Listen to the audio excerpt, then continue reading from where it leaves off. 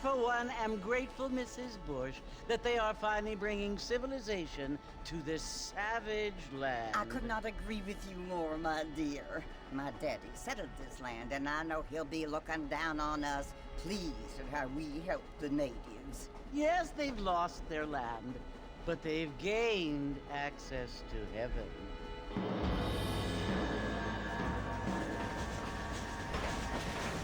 But Father, do you mean unless an innocent receives communion, they're destined to go to hell? It hardly seems fair. What I mean to say, Jenny, is that there is a great deal of difference between an innocent and a savage. I never thought of it that way. Yes, they lived like animals, but they're happier now.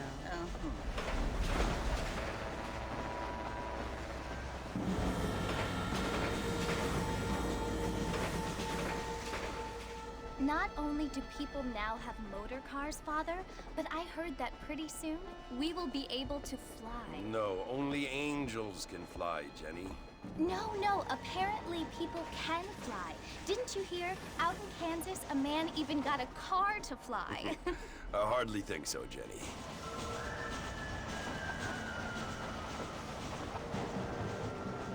Apparently, Mr. Johns wants to run for governor, which is why he's so concerned with cleaning up the state. Nate Johns.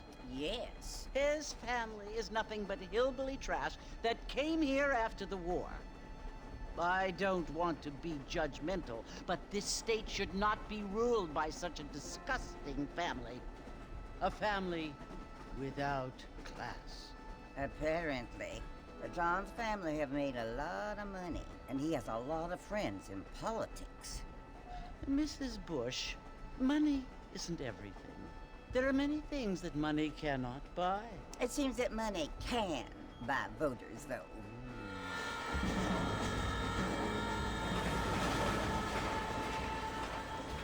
What you must remember, my dear, is that we have been brought here to spread the word. And the word and civilization, they are the same thing. They are the gifts. It is the opportunity we have, the chance to live among people who are decent and who do not kill each other, and who let you worship in peace. It's so confusing, Father. Sometimes I find it impossible to make the distinction between a loving act and a hateful one. I mean, they often seem to be the same thing. Yes, Jenny, it is confusing. But you only have to ask me if you need help. Indeed. Well, here we are, Mrs. Bush. Armadillo.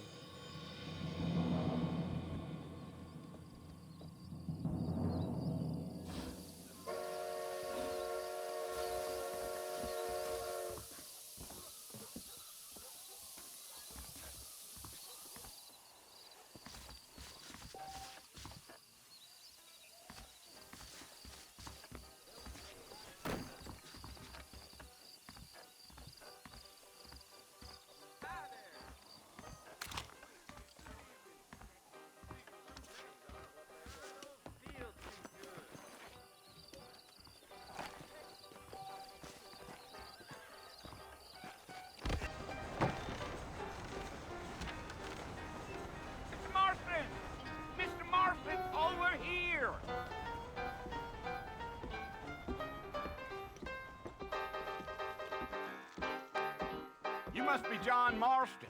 Sometimes. I'm Jake. Your friends from Blackwater hired me to guide you. They ain't my friends, but pleased to meet you, Jake. I got the horses saddled up and ready out front.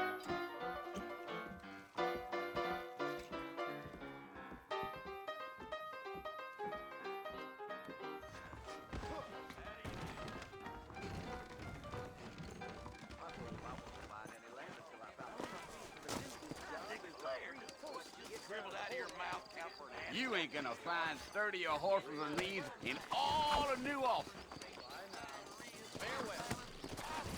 Easy on the spurs now. We don't need to draw undue attention. Whoa now.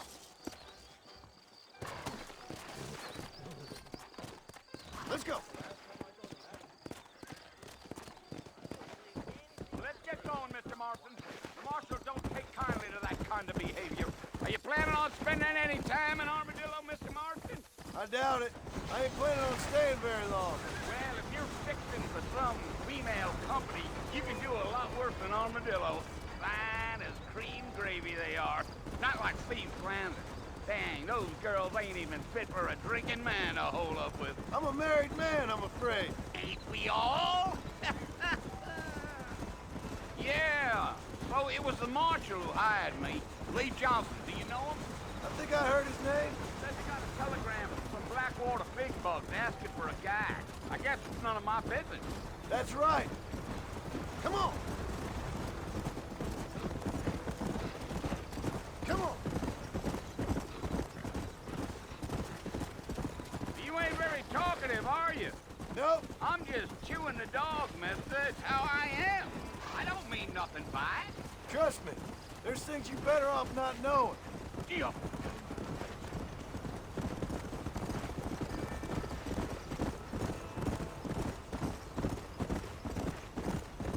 You don't look much like no Blackwater fella. That's because I ain't. If I'm being honest, I don't care much for those highfalutin big city types. Not much at all. Blackwater ain't much of a city. More of a town with illusions, but no, me neither.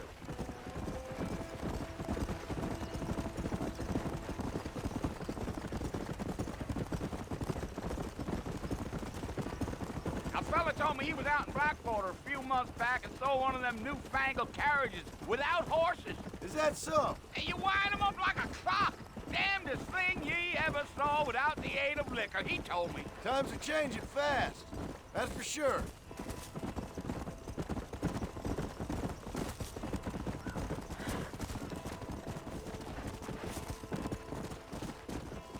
Now who's this friend you're looking for? Nobody you need to concern yourself with. Never you mind all my questions, Mr. Marston. I just reckon you might be barking out a knot heading for the fort. We'll see when we get there. Well, I sure as hell ain't sticking around. Fort Mercer ain't no place for an old man like me to be a dawdling around.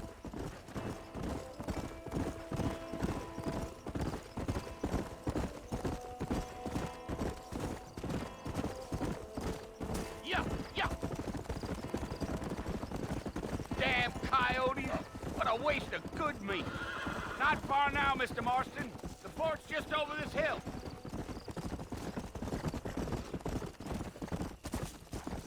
Oh, there.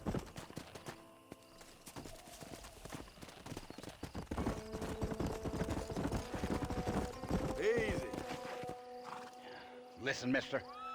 This here's what's left of Fort Mercer. Some gang rode in and took the place over. So I understand. This is where we part ways, friend. You have yourself a good time.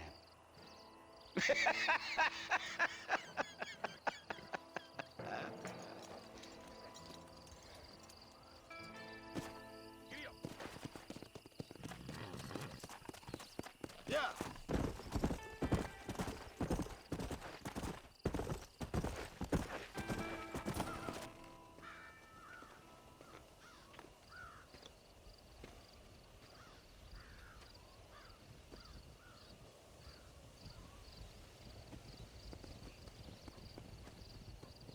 Bill! Bill, I've come for you! Bill Williamson! Come out here right now! Go away now, John. Don't make me kill you. Nobody needs to kill anyone, Bill. You must think I was born yesterday. You always did think I was an idiot. That ain't fair, Bill. You were as my brother. I've come to try to save you. Oh. Do I look like I need saving? Bill, please. They want to kill us all. I can help you. Well, you never tried to save me before. You only seemed to save yourself. Bill, I implore you think about this. You implore me? You implore me? You always were one for fancy words. Oh. Well, things are different now, John. Now I'm in charge! No more Dutch! And no more you. Implores.